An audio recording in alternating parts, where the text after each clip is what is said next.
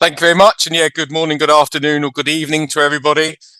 I think that we can all safely say that the CXM space or customer experience management space has had a lot of attention in the last year with the hype around generative AI, the expected impact of technology, big mergers and acquisitions that ended up last year that have had an impact this year. So definitely a lot of interest. Just as a bit of background, so as the introduction said, I lead all of our work on customer experience management as one of the areas. I've been in this industry for about 25 years now, spent a number of years on the buyer side buying CX services for Microsoft, spent 17 years there.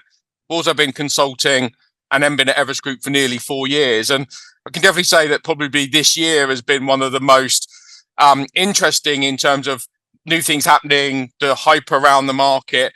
And we're expecting 2025 that it's going to continue, and we're not going to see that abate, and we're going to see a lot more interest in the technology coming together with the humans, the improvement in CX, the importance of CX being recognized across the C-suite is only going to continue to grow.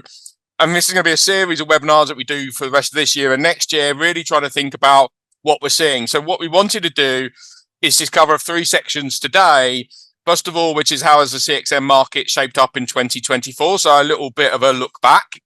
Also talk about the service providers in the market in 2024, because that is an ever-changing and fast-moving area, not necessarily with just new players coming in, although we are seeing the emergence of some new faces that we've not seen in the past. But also, every service provider in this space is changing, and they're evolving rapidly to take advantage of the technology and be more than just a traditional contact center player. So looking at that, and then giving you a sense of what to expect in 2025, hopefully to give you a sense of the areas that we're going to be focusing on as well, so you can get a sense of the research that we're going to have out there in the market. So if we think about 2024 and looking back a little bit further, what we've seen is actually that it's been a challenging year for the outsourced customer experience market in terms of revenue. We know that, again, there's a lot of hype in the market, but a lot of impact on service providers in terms of their share prices and their market valuations, because there's been a lot of noise and hype about the impact of generative AI. But we've definitely seen that actually the market, the outsourced CXM market, as we would look at it, we estimate to be around about $113 to $115 billion a year of revenue is spent on outsourced services. That is still only a third of the overall market. We still see CXM as an overall spend category being at about 340 billion, with 2/3 of it still being done in-house. So a great opportunity if you're a service provider in terms of still a big addressable market to go after. But if we look at the outsourced market, we did see steady growth over sort of the 2020, 21, 22, where we're seeing sort of 12, 14 because of COVID, 7 and 9% growth. What we're now seeing is really pretty flat growth. And there's a few sort of indicators or headwinds that are causing that. Definitely seeing there's a longer deal cycle because buyers are cautious about what's the impact of generative AI going to be? How is technology going to impact my demand? Am I going to need so many people? Am I going to need to have service providers? I think they will, but that's just my opinion. But actually thinking about what are we going to need in the future? So that's causing a lot of people to be very slow on their decision making. We're also seeing there has been an increased adoption of Gen AI and automation in customer experience management operations. So that is driving down some of the human assisted volume, which is having an impact on revenues as well. We're definitely seeing strategic partnerships being made now. So deals aren't coming to the market as frequently as they were. People are forging much deeper relationships because you're leveraging not only the human capability, but the technology capability, building those end-to-end CX solutions, and that's slowing down the traction in the market as well. And then lastly, we've definitely seen a movement to more offshore locations, and the data backs that up, and we'll share a little bit of that later on as well. So what we've seen is that while that's not necessarily impacting volume, it is impacting the revenues that are being generated. And again, we're looking at that from a service provider perspective. They are seeing that impacting the top lines as more and more work is being done offshore, because another study we do here at Everest Group looking at key priorities in 2024, key priority for enterprises was cost reduction or cost optimization. Secondly, it was about doing more with less. Third actually was around driving CX improvements, but that cost optimization focus has led people to be looking at where they can be doing more work offshore. When we think about where the market is, and just to be very clear on this, when we talk about North America, that is where the end customer, the consumer of the service, is sitting, not where it's delivered from. So I want to be clear on that, because some people would say, well, North America, but being delivered from the Philippines, does that sit in APAC or North America? If it's for North American customers, it would sit in North America. So we know that North America is the biggest portion, followed by CEMEA, so Central Europe, Middle East, and Africa. But what we've seen is actually the real growth is coming in terms of the outsource market, is coming in APAC and coming in Central Europe and Middle East and Africa. If you look at North America or you look at the UK, it's relatively flat, and LATAM has seen a bit of a decline. And as we think about the market outlook in 2025, we believe it's going to be similar, really, with APAC continuing to see strong demand. So CEMEA are going to be seeing a strong demand as well, but the demand in places like LATAM going to be very muted. The UK pretty much the same as it's been this year, and North America a little bit more bullish. Obviously can have a lot to do with the political landscape that's happening as well. Very topical, considering today is the US elections, and we won't get into US politics because that's a dangerous place to go. But yeah, it would depend a lot on the political situation. But from a geo perspective, I mean, the typical markets are strong, but we are seeing a lot of demand in the APAC region. We also get asked the question quite often in terms of, okay, what industries are we seeing the greatest growth in? And what we've seen is actually, if you look across the typical industries, what we've seen is if you look at 2024, we see really strong growth in the healthcare space, looking to leverage that end-to-end CX experience, leveraging humans and technology. BFSI has seen strong growth as well. So has retail, as it's recovered again from the pandemic. Where we've seen slightly slower growth is in the sort of in the technology sector, where there's been impact on revenues. Travel and hospitality has been fairly consistent. As we think about 2025, we actually expect telco and media, which is an area that's been heavily outsourced for many, many years, highly dominated by the telco industry. So we know there are portions of media that are going to see high growth, but look at the overall market, highly dominated by telco, been outsourcing for many years. The outlook is expected to be really low because there is a high focus there on automation, elimination efforts beyond what they've already been doing. But we expect to see continued high demand in healthcare, strong demand in retail, travel and hospitality continuing to pick up as people start thinking about how do you leverage the new technology to really improve that customer experience, thinking about end-to-end journey planning, full experience planning, leveraging the technology that you can use to sort of bring more of those insights to play. That's where we're really expecting to see some of the market pick up as well. So again, exciting times, but every industry, although we look at it all up, there are going to be pockets in each industry where we're going to see different portions of growth. The other question we get a lot, and we wanted to just briefly cover, is lots of questions around locations. And as we've said, in the data shows that actually has been an increase in offshoring. And so we get a lot of questions around where are those offshore locations that we should be thinking about? And we're definitely seeing that traditional locations, so Philippines, South Africa, Latin America, are still strong in terms of a delivery location. But we are also hearing more and more about people searching for new global English locations. So that can be Ghana, it can be Kenya, Rwanda. Some of the emerging sub-Saharan region countries in Africa are definitely getting a lot of attention right now as people are thinking about where is going to be my next source of talent. Because one of the things that we talk a lot about here at Everest Group, and we will touch on it later on in the deck as well, is as we think about what's going to be happening in 3-5 years' time, the talent you have today isn't going to be the talent you have, or the talent you have today is not going to be what you need in the future. You have to be thinking about where is that talent going to be in the 3 to 5 years' time, but also what skills are they going to need, the skills that they're having. If you're taking all of these simple contacts and you're automating, eliminating them, you're using technology such as generative AI to support the agents more effectively. If you're only dealing with much more complicated and high levels of empathy required skills, then actually you're going to be thinking about where are the next sources of talent.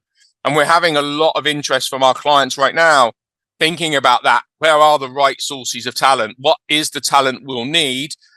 And where are we going to get that from? And it might be some of the more traditional locations that have been high on troubleshooting and problem solving, but maybe have struggled on language. Is that going to be somewhere that can actually become even more beneficial in the future if there's less reliance on language through technology, and technology can solve some of those problems, but actually you need those problem solving skills. So there is a lot of focus right now on thinking about what the landscape is going to be in the future and where the talent and the locations are going to be. But definitely right now, Sub-Saharan Africa is an area that we're getting a lot of questions about.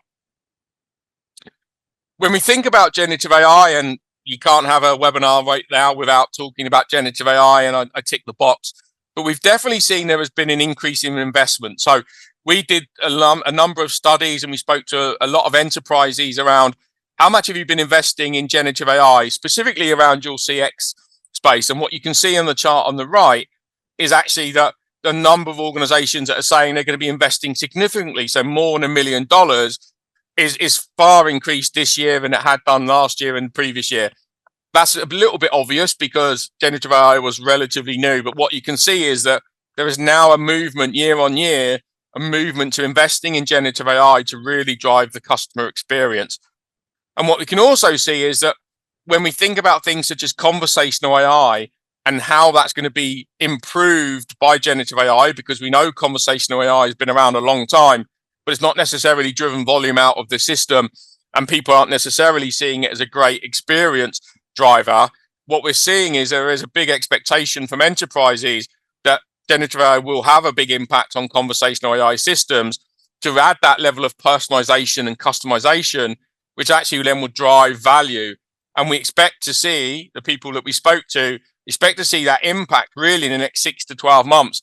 And then obviously decreases slightly over time. But in the next 6 to 12 months, 41% of people are saying they expect to see a big impact of generative AI on those conversational AI systems. So lots of technology coming together to really drive the experience. What I'd always say, though, is that it's really important about putting the technology in the right place in the journey and not just using it for the sake of using technology, but definitely a lot of interest in terms of how this technology can be used to drive the customer experience. Now I'm going to hand off to Chandak, who's going to talk a little bit about the provider landscape that we've seen emerge in 2024. Yeah, thank you so much, David.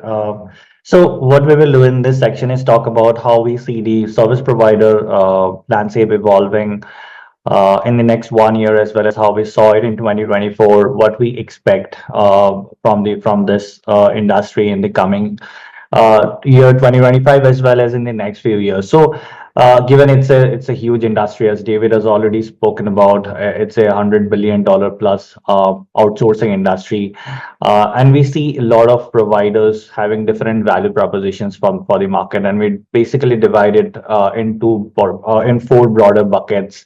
Starting on the left hand side, there are large CXM providers, more than multi-billion dollar in revenue, and operating across industries as well as regions. So some of the logos in this slide is just illustrative, not an exhaustive list of all the providers operating in this market, but we just wanted to give a flavor of what are the kind of providers in each bucket.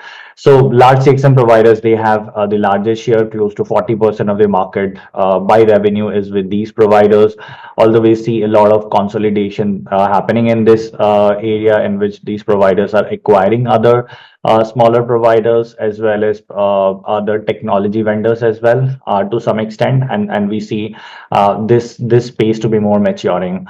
The two other Chandak, sorry, Chandak, to interrupt. Just one thing I think is worth calling out for the audience on the large CXM providers, which is also we bucket them as large CXM providers, but they are evolving as well. So they're not standing still. So if we think about where they were 5 years ago, and it was all about contact centers and large numbers of people, that's where they were. They're not there now. So any of those players on that large CXM provider list are evolving and building digital capabilities and consulting capabilities. So what I don't want to do is just paint the picture that they're sitting there in the old world. They are actually evolving as well. And this space is actually the large CXM providers and the IT BPOs are coming closer together in terms of capabilities.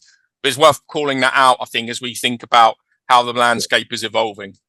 Yes, totally valid point, David. And That is what I wanted to stress as well. All the providers basically, and not just large, although the large providers are also investing, but all the different providers over here are converging towards a value proposition in which they are investing in technology, as well as they are projecting to the buyers that they have adequate technology capabilities in place to support the needs of the buyers. They are not just sitting in the old era of contact center where they are just providing agents, but now all the set of providers, including the larger ones, are going full blown into the technology, in building their technology ecosystem, as well as helping buyers with all their technology needs. And actually, this kind of brings me very well into the IT BPO segment.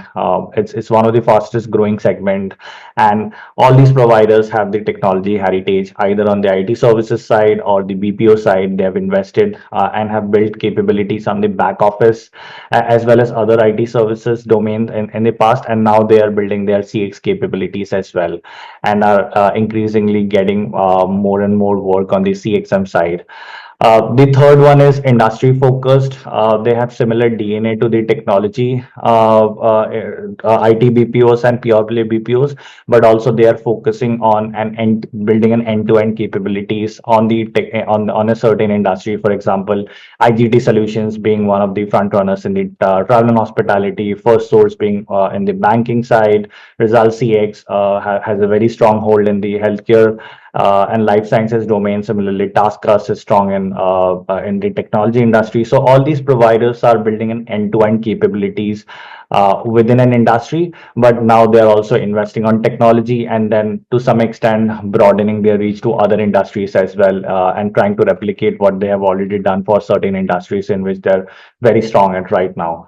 And then there is a number of other CXM providers who are investing heavily in tech as well as growing their scale, and they have different approaches which kind of matches with the other three buckets. But this is the large set of providers. Close to 30% of the market is with these providers. Some of these providers are growing handsomely where others are struggling, and this is a mixed area where we put the other CXM providers who doesn't fit into the other bucket. So all in all, I think the messaging over on this slide is like what David said. All the providers are investing in tech, converging towards a technology first value proposition, and which is why we expect and have seen the IT BPOs and industry focused providers growing faster than the other ones. And in the next year, I think those who will invest more as well as implement more for their clients will emerge as the winners for this market. So, having spoken about the different kind of providers that we see, we at Everest Group also look at different regions and the providers which are operating in these regions.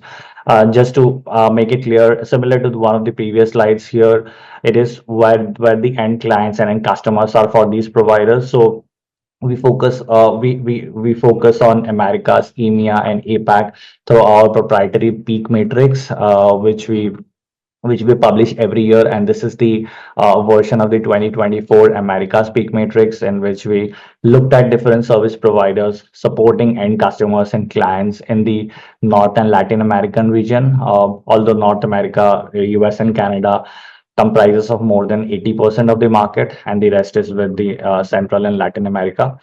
So if you see on the peak matrix, you will find providers who are present in multiple regions like Teleperformance, Concentrix, Foundever, Tellus. There are providers who are focused or have done well in the Americas region and now expanding to other regions like Alorica, Conduent, Sutherland. There are IT BPOs as well, which are supporting the Americas region, specifically US, like EXL, Tech Mahindra, HCL Tech. These providers have grown their CX practice quite well over the last few years. And then you will see a lot of smaller providers who have been strong in other regions. For example, Connectis, Ignition CX, who have a stronghold in South Africa and are now expanding in the US. Even providers like Datamatics, WellSend, who have been in mostly in the Asia Pacific region, they are expanding to the US market, targeting different clients within this region. All in all, I think in the next 1 or 2 years, or maybe in the next few years, we expect a lot of changes in the major contender bucket over here. The reason being, US market has been at the forefront of investing as well as adopting in technology. So this is a market in which we see most implementations of digital CXM solutions happening. And as the demand for digital solution increases over the years, as well as in the next couple of years, in which we expect to see a lot of implementation specifically for generative AI taking place in this market, we would see more major contenders being successful, or we would expect to see more major contenders being successful and coming out with more success stories. And there will be few providers who are not yet started investing, falling out as compared to their competitors. So as digital solutions mature and as more implementation happen in next few years, we expect a lot of movement in the Americas region. So after Americas, this brings me to the EMEA. This market has largely been out of reach for a few provider based on the heterogeneous nature of this market, as well as the requirement for language across different languages across different countries in this region. But now with the advancement of translation solutions, neutralization, as well as the capability of digital solutions to handle more and more queries, this market is slowly opening up for a lot of providers. UK being the largest market in this region, and again, you'll see different providers. For example, Capita being very strong in the UK, Intelsia, Tech Mahindra, etc., presence across across the EMEA region, and then there are providers like IGT Solutions, Ventrica, StarTech, who are expanding to the overall EMEA region over the years. So this is another interesting market, and we expect to see a lot of movement in the next couple of years as well. The final one is the APAC peak. The And I would not spend a lot of time. I think other than the trends that I've spoken about in the last couple of slides, APAC peak has a lot of Asia Pacific specific providers which are very strong in the Southeast Asian regions like Bell Systems 24, Altius Link, Tetrans Cosmos, etc. And these are the providers who have traditionally focused on countries like Malaysia, Japan, Vietnam, Thailand, etc., as well as some providers in China like Wellsend and IBEX, who also has presence in China. So this is an up and coming region in which a lot of providers are not just delivering to North America or EMEA from Asia Pacific, but now are focusing on clients within the Asia Pacific region.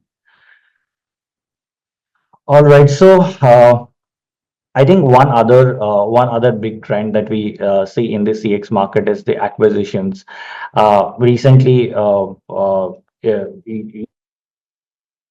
for acquisitions, we have seen three big acquisitions: Result CX acquiring Huntswood Zivas in the UK and EMEA market, StarTech acquiring Intelling, even Transcom is acquiring a lot of providers in the UK region. So there are two broader approach that providers are taking for acquisitions. One is unlocking new capabilities. The other one is expansion inorganically of their portfolio.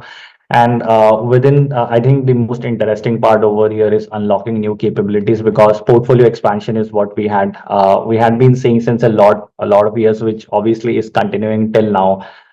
Because the quest of scale is driving a lot of portfolio expansion, but technology is one of the interesting area in which providers are expanding their reach into smaller technology vendors who can do UX UI design, customer journey mapping, implementation of cloud, etc., as well as consulting, which is one of the up and coming as well as fastest growing area within the digital CXM space. And consulting is opening a door for a lot of providers for long-term BPO deals, which starts with consulting engagements and understanding the entire buyer scenario before getting into a full-fledged engagement. So, out of these two, obviously, inorganic expansion will keep on happening, but technology expansion, consulting, and service expansion related acquisition is what we expect to be fastest growing in the next few years.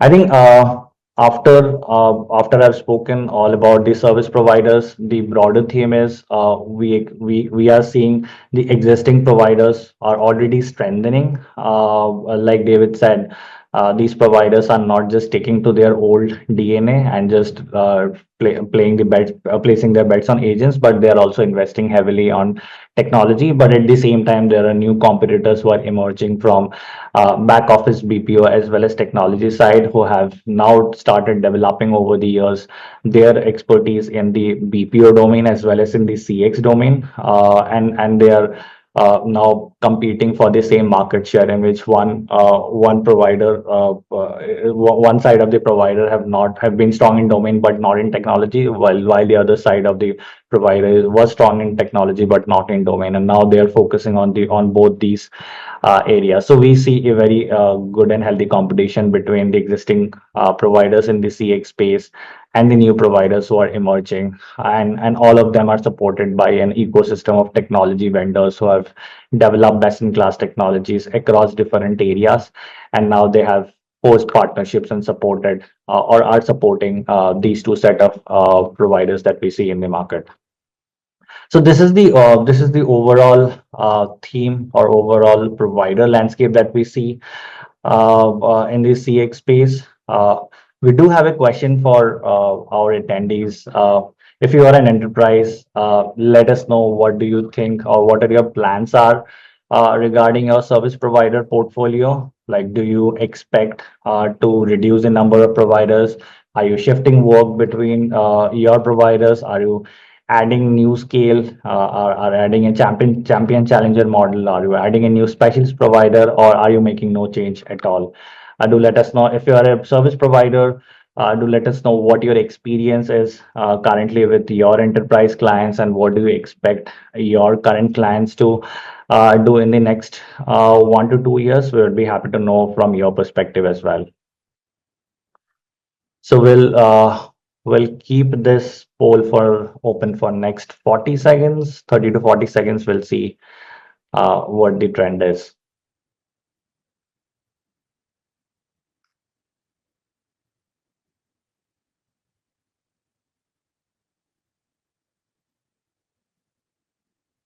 I think the trend right now is towards reducing the number of providers as well as adding a champion challenger model. Okay.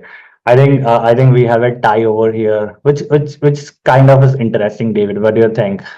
People think that enterprises are reducing the number of providers as well as building a champion challenger model, which also ties to your point around doing more with less, right? Showing what they're best at. You're on mute, David. So yeah, someone's got to be, and it was always me. Yeah, I mean, I think it's interesting that there's obviously a mix depending on where you are, and if you've already consolidated, maybe realizing you need to add champion challenger to get more competitiveness. The one I find most interesting, actually, which is there's no change, and it's only 5 people out of the 30 that responded, so 17%. So there is a lot of change happening in the market. There was years in the past where you would try not to make any change for 3-5 years because if you're stable, there's a cost to move, there's an impact on customer satisfaction to move. But it feels like not many people are happy just to stay where they are. There's a lot of change in the market, which is interesting when we see the revenue relatively flat, which means it's just the same revenue moving around between different providers. So yeah, interesting. But that was the one that stuck out to me, which is there's no change. It's a very small percentage of people. Yeah. Yeah. All right. So I think after the great poll, I'll hand it over to Divya to take us through what we expect for the market in 2025. So what do you, Divya? Yeah, thanks, Chandak, and thanks, David and Chandak, for giving a walkthrough of how the market shaped up in 2024 and how the service provider landscape looked. I'll take it ahead and talk about what are the expectations from the market in 2025. And as David mentioned right in the start, this will also give you an idea of what are our focus area, what are the kind of researches that you can see from our end on which we'll be deep diving in 2025.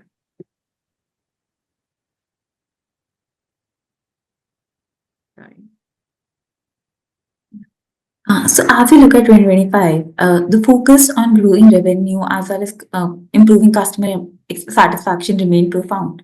But what we also see is that organizations faced a lot of risks and challenges that has reshaped in some form of other in terms of their priorities that we see in the next year. Last year, I would say for the entire BPS market, it was not an year where they experienced significant growth. The growth remained flat, and there has been a significant pressure on growing revenue while taking care of the cost aspect along with it. So, enterprises are trying to prioritize investments, take care of those areas where they can have significant ROI from these investments so that all the adjustments are taken care of. And I think another important aspect last year, the pace at which the market has evolved is is increasing at an exponential pace, and organizations and are trying to evolve to these changing customer expectations because of the pace of evolution with Gen AI coming in. The customer expectations from the CXM market has also evolved significantly. So organizations are trying to be agile, trying to keep up with technologies, looking at less capex heavy and more opex heavy investments so that they can completely focus on realigning and take care of investments in the future. Another thing which organizations have realized is in order to stay competitive, they need to adopt these new technologies as well as continuously work on realigning their business models in order to go ahead. The other thing, if you look at the customer acquisition costs, they have been increasing significantly higher. And organizations do realize that in order to stay successful in the long run, they need to prioritize customer loyalty. They need to focus on building those lasting relationships. So the focus on customer satisfaction and retention has increased exponentially. And then another important priority that remained for them was addressing security concerns as well as regulatory landscape. There's still a lot of ambiguity when you talk about the Gen AI landscape. What are the next set of regulations coming? And even from a data perspective, training the models so that the data is ethical, there's less bias, there's the hallucinations are taken care of. So organizations are investing a lot in building those robust frameworks so that they can take care of the data security, privacy, as well as regulatory considerations.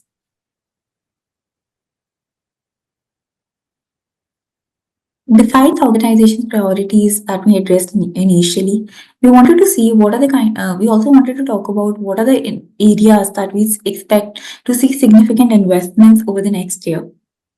One of them, I think, which comes across almost every conversation that we have around right now, I think it was Gen AI last year, and now agentic AI is definitely as a subset taking care of that.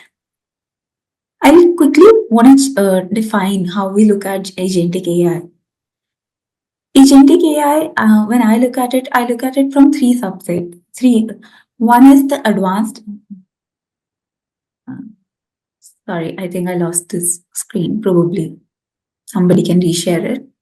Yeah, but quickly, I'll keep on going ahead with the agentic AI aspect. Agentic AI looks at it from three strong perspectives. Advanced LLMs, which have reasoning-based capabilities. What they do is they have a lot of chain of thought process. They can understand and try to break down the task into multiple spaces where they would know what should be the next task that is to be taken care and think on the same lines that a human would. Another capability that comes across with agentic AI is the automation capabilities. It's the automation capabilities.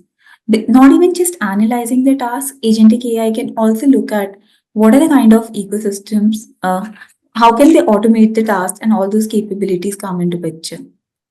Another very interesting aspect about agentic AI is it does not automate independent. It does not need to automate independently. It can have interactions with other AI systems. It can have interaction and collaborate with other AI systems.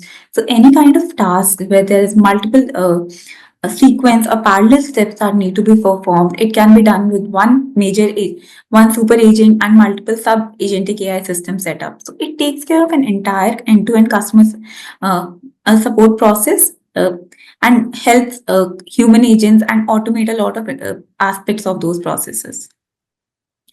Another important thing, and I think David touched upon in the initial conversation, is how the role of agent is evolving. With a lot of tech adoption, what we are seeing is there's a strong need for agents who can handle the tech ecosystem, and can simultaneously interact across multiple channels, understand digital CXM ecosystems such as conversational AI, CCAS, can have those platform capabilities. But besides that, having those IT-driven mindset, another important questions that comes across is agents are also needed right now to be very much empathetic. The need for personalization, empathy driven interactions is increasing, and and so is the skill profile of agents. So organizations are right now looking at agents who have those tech capabilities, who have those empathy, who can personalize the experience, and all the investments, and there have been significant investments that are being made to identify where the next set of where the next Philippines or India is in terms of the right skill of agents needed right now. Another important technology and that's coming across, and we are seeing a lot of questions both from enterprise audience and across service providers who are making significant investments trying to partner with leading tech vendors in the space as language translation and accent neutralization. Real-time voice-to-voice translation is an important sphere right now. Across the start of this presentation, we touched upon how significant work is getting moved to offshore locations, and language translation and accent neutralization solutions is going to only increase that trend going forward. So, so these are the three major technologies that we see right now in this ecosystem. I lost my slides, just checking, is it the same for everyone? David? Yes, we've lost the screen again. We'll get it back up. Just if you can carry on, Divya, and we'll bring it back up. Yeah. Thank you. And I actually wanted we wanted to deep dive on the agentic AI system ecosystem further. Talking about how agentic AI takes care of a transaction is with a natural language input that comes across. Once the natural language input is received, automating it, trying to have that chain of thought process, figure out what's the next step in that process, then take it and uh, adapt it across, integrate across other AI systems to execute that process and come back with the final output. The major difference when we see, and the subset that we further integration that we see between agentic AI and generative AI is generative AI was analyzing the content, agentic AI takes it further ahead with its capabilities across reasoning as well as and its capabilities across automation. A lot of areas where we see agentic AI capabilities coming in is customers. Yeah. A lot of business problems that we see agentic AI can address, right? Hiring of multilingual resources. For small firms, multilingual resources takes care a lot of, I'd say, costly affair to hire resources across a lot of languages. But when you talk about the advanced LLMs that agentic AI supports, they understand the context of the conversations better, and they can not just translate but make those contextually relevant multilingual interactions with the customer. Also, if you talk about from an integrated erratic demand perspective, in terms of peak seasons, the demand is very higher across a certain area in certain time of the year, and it keeps on getting its demand is really high across peak seasons, and sometimes the demand is very low, which takes care across certain areas. There's a lot of understaffing, and the resources don't get waste. Resources do get wasted. So agentic AI can address all of those areas.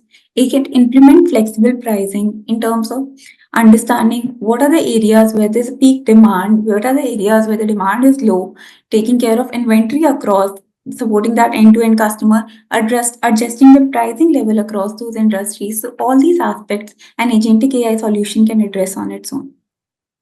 We also see some specific use cases of agentic AI across different industries.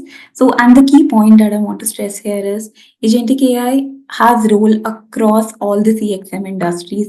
It can automate process. It can have an end-to-end CXM process coverage supported by human agents across industries. So every industry can take some aspects across it. For instance, when you talk from a retail sector, handling an entire refund process wherein refund or where a refund request is initiated, taking care of if it's the right refund request, is it is initiated in the right amount of time.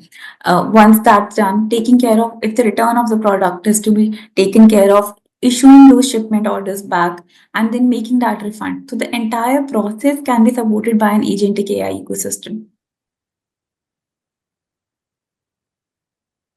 Another key aspect that we touched right in the start, and when we were talking about the three important areas, is the agent skill set.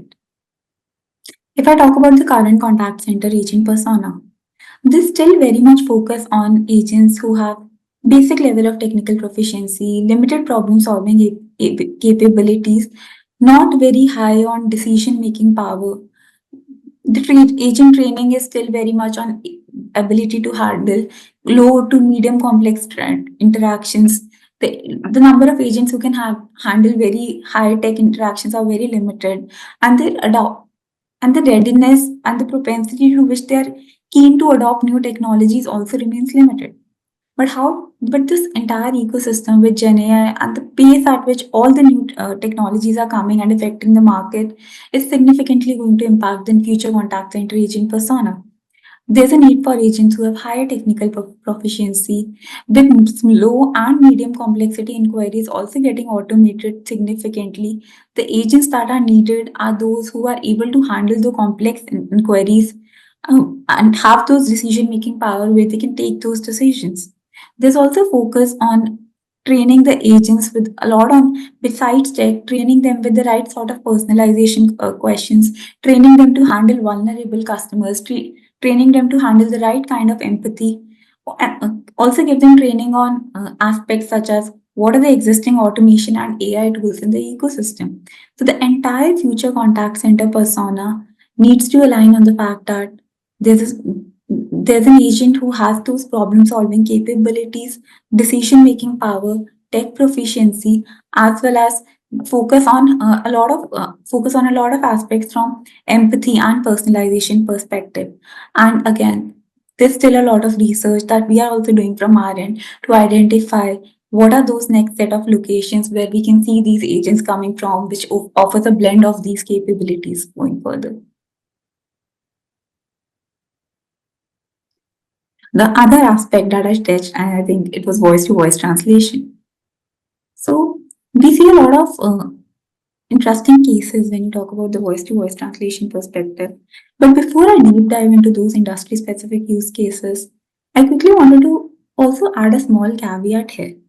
While the voice to voice language real time translation, there's a lot of demand, there's a lot of investments being made, but and it's completely a personal point of view, I still see that it's still limited to a few languages, the languages which are still very much high in demand. There are still, I would say, besides hyperscalers and a few service providers who have been able to crack this market, there's still some lags. So this is a developing area. We expect within the next 5 or 6 months a lot of investments coming into this place. But we also, and there's a lot of, I would say, interest from enterprises to identify those vendors in this space who have actually done a lot of production rather than where the product is still in demo or the product is still in pilot. So within 5 to 6 months, we expect this area to develop even further and also go beyond the languages, English, French, Spanish, where there's very high volume, to even the niche languages where the need for multilingual solutions is even further. But if I'm talking about some specific use cases, it will significantly increase the reach and accessibility for small and mid-sized providers, as those are the set of providers and the multilingual agents are comparatively costlier to hire as compared. So these are the set of providers who can use these technologies to reach to broader markets. It will significantly improve the speed of service delivery um, uh, across certain solutions where there's still a translator coming into picture, or the word is getting translated, reroute, or the entire conversation has to be rerouted. With a real-time language translation solution coming in, the speed of delivery of these agents and the interactions efficiency is going to significantly increase. Personalization, when both the agent and customers are able to interact in the customer's native languages, that gives a higher sense of personalization to the customer, improved CSAT, and across capabilities such as sales, where a lot of upsell, cross-sell is dependent on the kind of interaction that you're able to have with your customer. The increasing personalization even happens further. And it also reduces the cost for organization in terms of the extensive language training capabilities, right? The contact center agents can focus on their entire customer, on their overall work when you talk about the core processes, and the language training language training can be significantly reduced as these solutions can take care of those aspects. And with that, I'll just talk about certain use cases across CXM processes where we see language translation solutions coming in. Customer service and technical support, with what it will help is, and what we are also seeing is a lot of customer providers also want to, enterprises also want to focus on specific locations. What they want is their entire ecosystem can be reliant on the language translation solutions, but for a BCP and redundancy measure, they want to have language capabilities being served from specific location. Like instead of having 5 locations for French language, they want to have a couple of locations and some part getting delivered from language translation solution. This will also give them a lot of consistency in offering these services globally. And another aspect, I think we touched from the sales and payment solution perspective. Um, Organizations can expand their even reach and talk about besides being able to serve only in their native markets, they can go ahead and serve in the additional markets using these language translation solutions. From a payment solutions perspective, collection, loans, where some sort of empathy is required to handle those translation uh, in interactions, language translation solutions can be really helpful. Another aspect is the emergency support services. When a customer calls a contact center in terms of an emergency service such as a roadside accident, they don't want it to be completely interacted through a translator or those calls to get rerouted.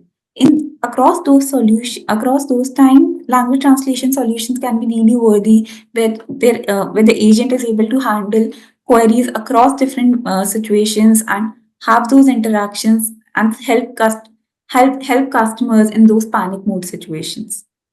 I think that's the 3 interesting areas that we see coming up in 2025. You'll see some research from us coming across these areas.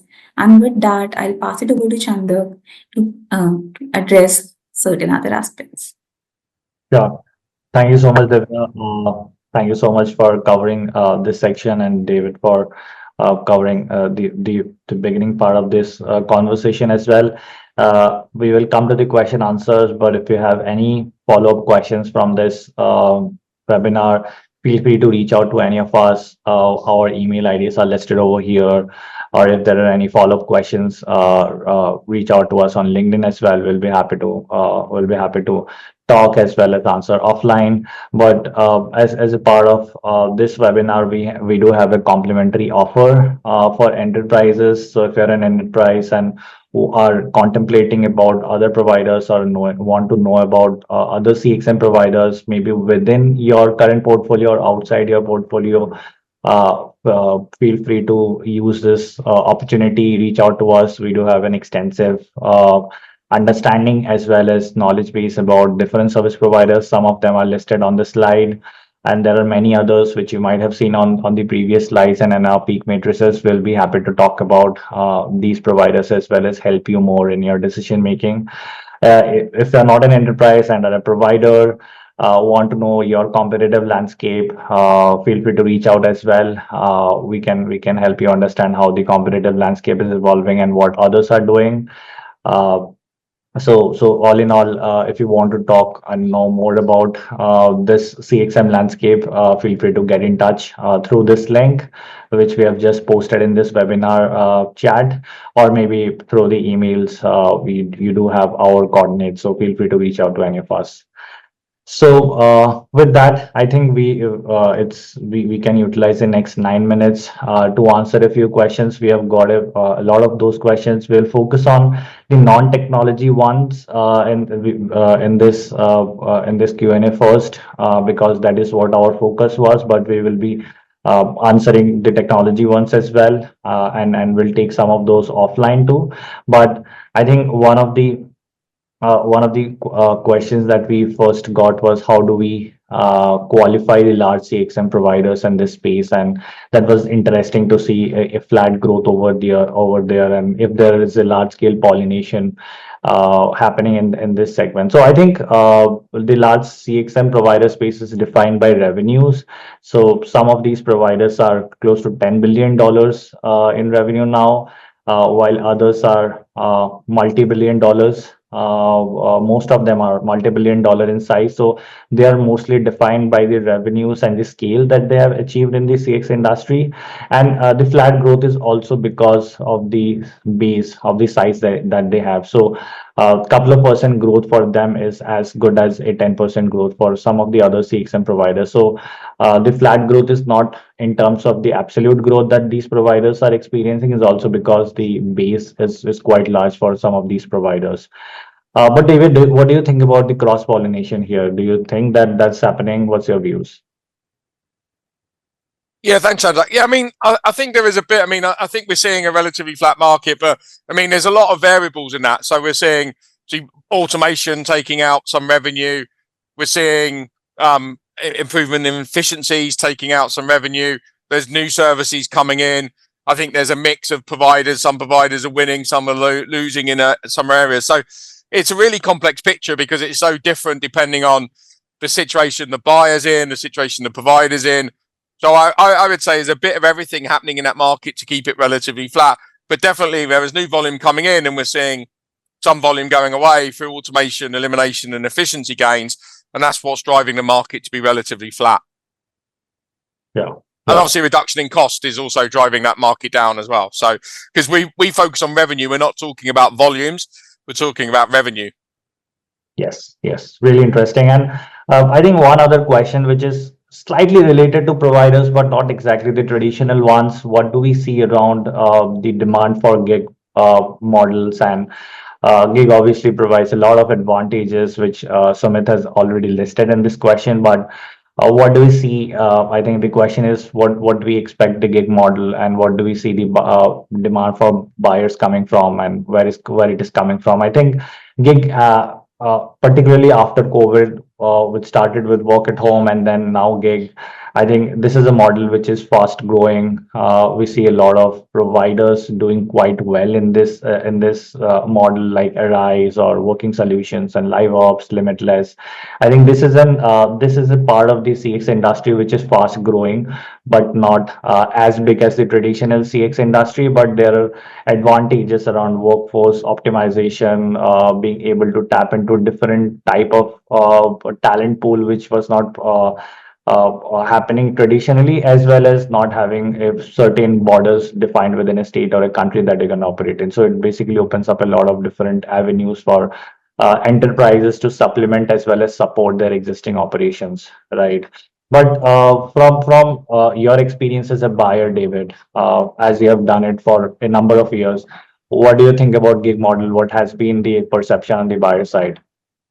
Yeah, and you're going to shame me now, Chandak, because I'm so old that when I was a buyer, gig wasn't really a thing.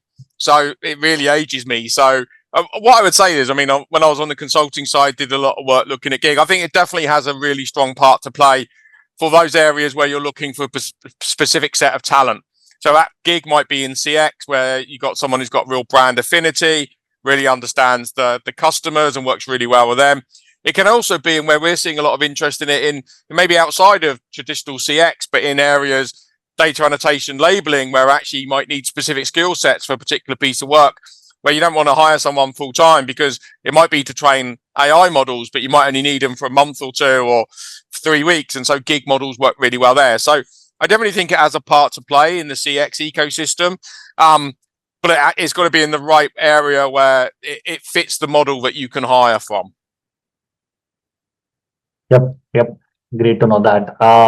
And I think, Chandak, one of the questions I spotted actually that I just wanted to address, and Divya, I know you've got a perspective on this, but one of the questions came in from Tammy, which is how accurate are the translations when we talk about translation models? Because as Tammy rightly said, it will be important that it's accurate to reduce the need for multilingual agents. So I don't know what your perspective is. I mean, we hear numbers in the 90% range in terms of accuracy. We've seen some demos which have been really impressive, but as a cynical buyer, I am always cynical about demos until we see it live. But just maybe get your view on that one.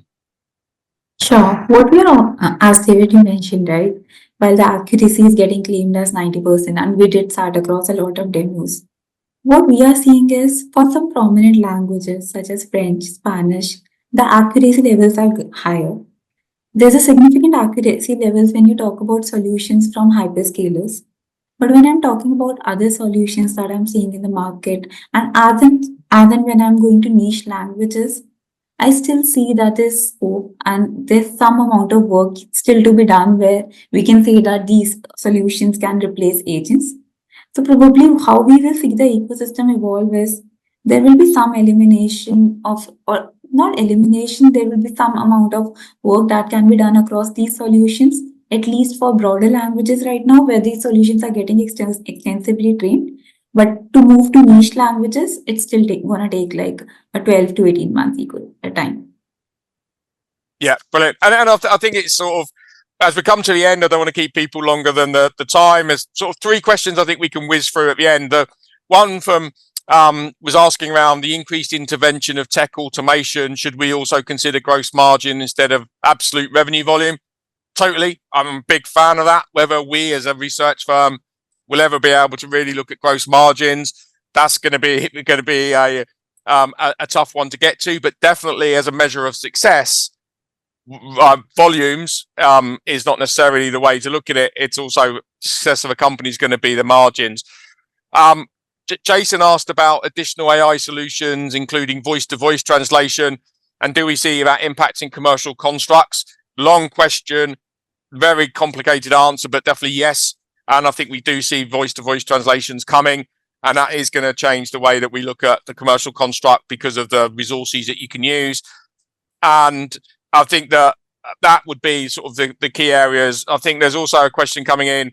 Is there a view on CX vendors are thriving in a more digital and AI world and which ones are struggling? We wouldn't be taking that now, but what I would say is everyone is on the same journey. Some are quicker than others. I think that actually part of our peak matrix assessment, we do look at providers who have got a really strong strategy around digital and how they're implementing it and how successful they are. We wouldn't be calling out any particular provider here, but there are definitely strong winners and losers in this space. And some are very happy in the space they're in, and a lot of others are trying to evolve. But definitely, Brett, you asked a question. If you want to follow up, we're happy to have a more detailed conversation about what we're seeing in the market. But I'd like to probably call it a day there. We've done our time. So thank you, Chandak and Divya, for all your input. Thank you for everyone who sat through this session. As we said, lots of access to our analysts and research, a lot of our material. If you've got any questions, then please feel free to reach out to us.